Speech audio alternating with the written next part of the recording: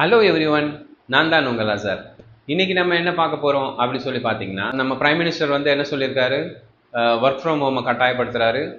Schools காலேஜஸ்லாம் பார்த்தீங்கன்னா online classes conduct பண்ண சொல்லி கேட்டிருக்காரு. ஸோ இது எதுக்கு கேட்குறாரு அப்படின்னு சொல்லி பார்த்தீங்கன்னா, நம்ம ஆல்ரெடி தெரியும். ஏற்கனவே அவர் என்ன சொல்லியிருந்தாரு, நீங்கள் வெளியூர் போகிறத கட்டுப்படுத்துங்க, பப்ளிக் டிரான்ஸ்போர்ட் யூஸ் பண்ணுங்கள், கோல்டு வாங்காதீங்க, இந்த மாதிரி விஷயங்கள் சொல்லியிருந்தாருன்னு சொல்லியிருந்தோம். இது எதுக்கு சொல்லப்பட்டிருக்கு பார்த்தீங்கன்னா, அரசால மக்களுக்கு தேவையான எரிபொருளை கொடுக்க முடியாத நிலைமைக்கு இருக்காங்க. அதே மாதிரி இது பொருளாதார வீழ்ச்சிக்கும் வழிவகுக்கும். ஏன்னா இப்போ எல்லா பொருளோட விலையும் ஏறிடும். எல்லா பொருளோட விலை ஏறும், பட் நம்மளோட சம்பளம் ஏறுமா, மக்களோட வருமானம் உயருமா? கண்டிப்பா உயராது. ஸோ இந்த ப்ராப்ளம்லாம் இருக்கு. பிரைம் மினிஸ்டர் அழகா சொல்லிடுறாரு, இந்த மாதிரி ஆன்லைன் கிளாஸ் எடுங்க அப்படின்னு சொல்லிட்டு. மக்களோட வருமானமும் இப்போ கம்மியாகும். மக்கள் வந்து கொரோனால ஃபேஸ் பண்ண அதே சுச்சுவேஷன் ஃபேஸ் பண்ணக்கூடிய வாய்ப்பு இருக்கு. ஏன் அப்படின்னு சொல்லி பார்த்தீங்க அப்படின்னா, கொரோனால நிறைய பேர் பிரைவேட் ஸ்கூல்ல இருந்து எல்லாருமே கவர்மெண்ட் ஸ்கூலுக்கு மாத்துறாங்க. அது நம்மளுக்கு எல்லாருக்கும் தெரியும். ஏன்னா ஃபீஸ் கட்ட முடியாத சூழ்நிலை. ஸோ அதே சூழ்நிலைக்கு இப்போ தள்ளப்படுவோம். இப்போ பெற்றோர்கள் மட்டும் பாதிக்கப்படுறாங்களா? கண்டிப்பா கிடையாது. டீச்சர்ஸும் பாதிக்கப்படுவாங்க, அந்த ஸ்கூல்ஸும் பாதிக்கப்படும். இப்போ பார்த்தீங்கன்னா ஒரு ஸ்கூலில் வந்து ஒரு டீச்சர் இருக்காங்க. இப்போ அவங்க பார்த்தீங்கன்னா இப்போ ஆன்லைன் கிளாஸஸ் தான் எடுப்பாங்க. இப்போ ஆன்லைன் கிளாஸஸ் எடுக்கிறதால என்ன ஆகும் பார்த்தீங்கன்னா, அவங்களோட சேலரியை கம்மி பண்ணுவாங்க. இப்போ ஸ்கூல்ஸ்க்கும் அந்த பாதிப்பு ஏற்படும். அதனால அவங்களோட சேலரியை கம்மி பண்ணுவாங்க. மக்களும் சரி, ஆன்லைன் கிளாஸ் எடுக்கிறதால அதிக ஃபீஸ் பே பண்ணுறதுக்கு தயாராக மாட்டாங்க. நீங்கள் என்ன ஆன்லைன் கிளாஸ் தானே எடுக்கிறீங்க, அதுக்கு எதுக்கு இவ்வளோ சார்ஜஸ் வாங்குறீங்க அப்படின்னு சொல்லிட்டு மக்களும் கேள்வி கேட்பாங்க.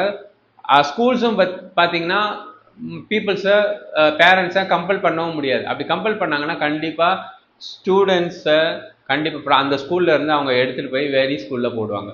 சில நல்ல ஸ்கூல்ஸ் இருக்கும், பட் அவங்க கண்டினியூ பண்ணுவாங்க. பட் நார்மலாக ரன் பண்ணுற ஸ்கூல் இப்போ தான் ஆரம்பிச்சிருக்காங்க, அந்த மேனேஜ்மெண்ட்லாம் பார்த்தீங்கன்னா ரொம்ப சஃபர் ஆவாங்க. ஸோ இதை கண்ட்ரோல் பண்ணுறதுக்கு கவர்மெண்ட்டு எதுனா ஒரு வழி வகை செய்யணும். கவர்மெண்ட் வந்து எதுனா ஸ்காலர்ஷிப் தரணும், இந்த ஆன்லைன் கிளாஸா இல்லை எதுனா பண்ணுறதுக்கு கவர்மெண்ட் வந்து எதுனா ஒரு வழிவகை செஞ்சால் மட்டும்தான் மக்களோட குழந்தைகளோட எஜுகேஷன் பாதிக்கப்படாது. எப்படி கொரோனா பேட்ச்னு சொல்லி நம்ம எல்லாரையும் கிண்டல் பண்ணுறோமோ, அவங்களை கிண்டல் பண்ணி நம்மளுக்கு ஒன்றும் இல்லை சொல்கிறது. இப்போ பாவம் அவங்களாம் ரொம்ப சஃபர் ஆகுறாங்க. கிளாஸ் ரூம் போகல, ஆன்லைனில் தான் கிளாஸ் அட்டன் பண்ணாங்க, எக்ஸாம் அட்டன் பண்ணாங்க. ஸோ இதனால அவங்களோட நாலேஜும் டெவலப் ஆகலை. ஆன்லைன் கிளாஸ் எடுக்கிறது பார்த்தீங்கன்னா கண்டிப்பாக நம்மளோட பிள்ளைகளோட எஜுகேஷனை, அறிவை கண்டிப்பாக பாதிக்கும். இன்கேஸ் நிறைய ஸ்கூல்ஸ் வந்து ஆன்லைன் கிளாஸ் போகாமல் ஆஃப்லைன் ஸ்கூலில் டைரக்ட் ஸ்கூல் வச்சுருந்தாங்கன்னா, இப்போ தான் மோடிஜி வந்து பெட்ரோல் ரேட்டை ஏற்றுவார், டீசல் ரேட்டை ஏற்றுவார். கேட்டால் என்ன சொல்லுவார், நாங்கள் உங்கள்கிட்ட சொன்னோம், நீங்கள் கேட்கல, இப்போ உங்களோட தேவையை பூர்த்தி பண்ண முடியல, அதனால் வந்து நாங்கள் ப்ரைஸை உயர்த்திட்டோம், ரேட்டை ஏற்றிட்டோம், இது ஒரு கசப்பு மருந்து, அதை குடிச்சு பழகிக்கங்க, நாட்டுக்காக பண்ணுங்க அப்படின்னு சொல்லிட்டு தேசப்பற்றை பற்றி பேசுவாங்க. இன்கேஸ் நம்ம அதை எதிர்த்து கேட்டோம்னா நம்மளை வந்து வேற மாதிரி பேசுவாங்க. ஸோ இதெல்லாம் எதிர்பார்க்கலாம்.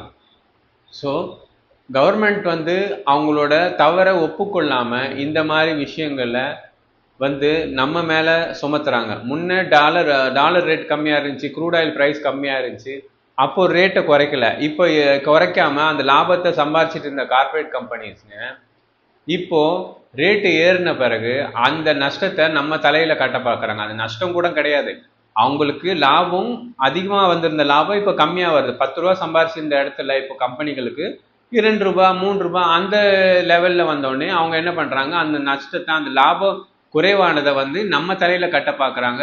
இதுக்கு வந்து நம்ம அரசும் துணை போகுது. ஸோ இதுதான் நம்ம வந்து பிரைம் மினிஸ்டர் நம்ம தலையில கட்ட வராரு. வந்து கண்டிப்பாக அரசு வந்து இதை எப்படி சமாளிக்கணுமோ அந்த விதத்தில் மக்கள் மேலே திணிக்காமல், மக்களை பாதிக்காமல் இந்த விஷயங்களை பிரைம் மினிஸ்டர் வந்து ஹேண்டில் பண்ணாருன்னா ரொம்ப நல்லாயிருக்கும். மறக்காமல் என்னோடய பேஜை லைக் பண்ணுங்கள், சப்ஸ்கிரைப் பண்ணுங்கள், உங்கள் ஃப்ரெண்ட்ஸுக்கு ஷேர் பண்ணுங்கள். ரொம்ப நன்றி.